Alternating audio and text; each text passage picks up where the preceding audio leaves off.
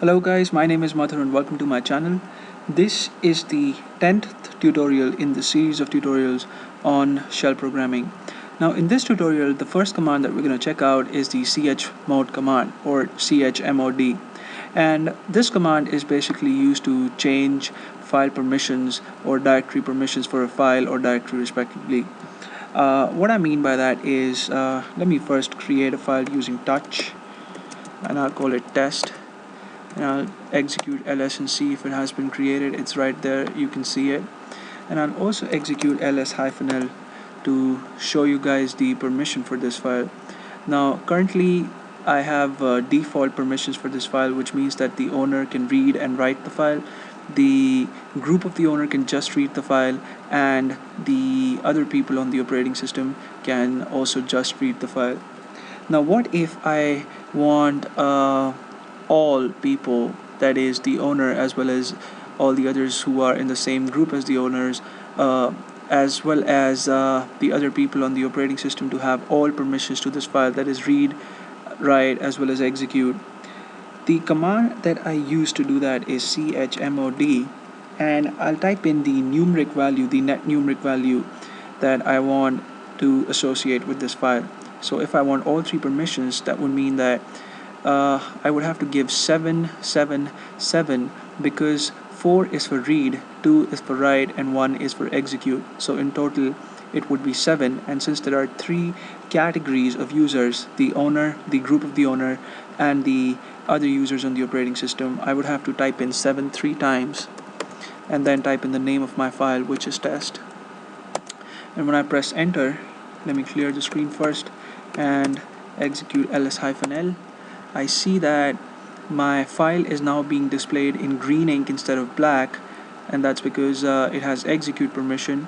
And I also see that now it has read, write, and execute permission, and not just for the owner, but everyone can execute or read or write into the file. So that is how you change permissions.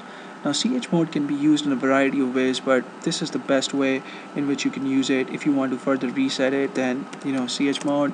And if suppose you just want to give read permission, then you can just type in 4 3 times and type in the name of the file, test.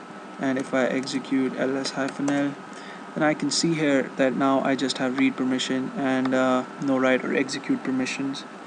Now what is the significance of having execute permission with a directory?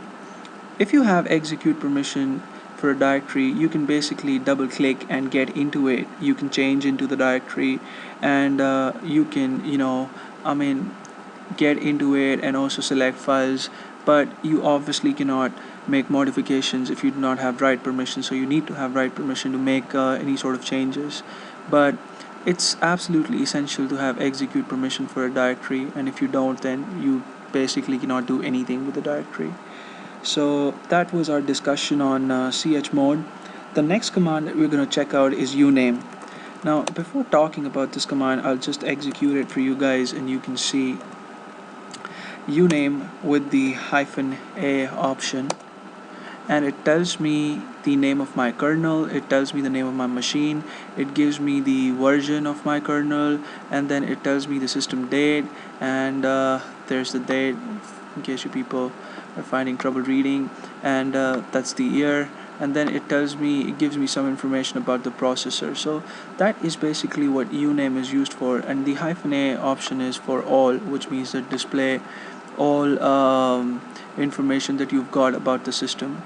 So uname is again something that you can execute, know what kind of processor you have, or the version of your kernel or the operating system, in case you aren't sure. I mean, that would rarely happen, but still it's a command, and I just thought that I should tell you guys, and maybe we'll even use it when we get to our discussion on shell programming. So that's it for now. These are the 2 commands that I wanted to discuss in this one, and see you guys in the next tutorial. Thank you so much for watching this one, and please subscribe to my channel.